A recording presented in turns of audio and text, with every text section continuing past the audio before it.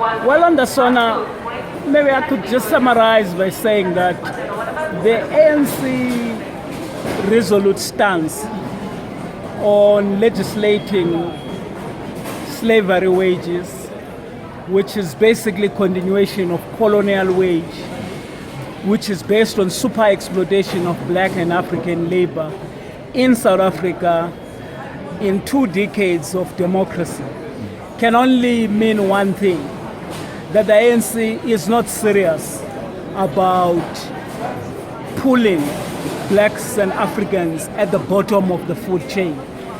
We hear a lot of rhetoric about radical economic transformation, but let's be frank, the truth of the matter is that the ANC is not ready, is not prepared to go back to its liberation vision. The ANC has refused to date. I mean, they say a lot about there will be radical economic transformation, they will address the land question, but they are not willing to revisit the property clause in the Constitution. The South African Constitution is a bourgeois constitution that protects those who own and control means of production in this country, those who own the land, which was taken by the barrel of a gun.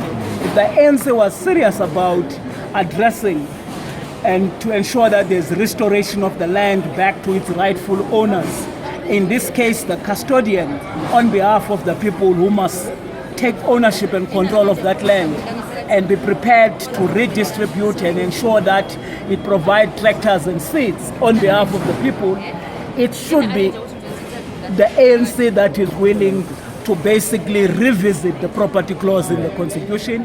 It should be prepared to address the issues of ownership and control of the economy by championing nationalization. The ANC should be prepared to drop failed neoliberal policies, both the NDP and GEAR. I mean, basically the ANC is not willing to do that. So this is another concocted scheme to pull a wool in the eyes of the nation so that they must continue to vote for the ANC. And quite frankly, I think what exposes them, that they have no agenda to address the interests of the bulk majority, in particular the working class, is Cyril Ramaphosa, who went to Davos and promised foreign direct capital and all imperialist forces that basically they will continue with colonial wage. Not just that, they are attacking hard-won gains of workers. They want to impose a limitation on the right to strike, which is a constitutional right in this country. And that's why we reject this myopic 3,500 COSATU. They can't even wait for COSATU, because COSATU, I think, have completely compromised themselves, because people have failed to understand that NETLEC as corporatism, as an institution that seeks to promote class harmony in a class-divided society, they should have known that the only way you can achieve any victories at NETLEC is if you combine negotiations with mobilization of the working class and the poor. And NUMSA, unfortunately, have no choice, together with other unions that are working with us to build a new federation. We will have to mobilize the working class to fight for a real living wage, which must be a national minimum. So I think Zuma will play a rhetorical hot air. We will talk about economic transformation, the land question. But why Zuma is talking about economic transformation and the land question when he's on his way to disappear? He has been in this government since 1994. Why he has not addressed the fundamentals of economic transformation if the ANC was genuine about it?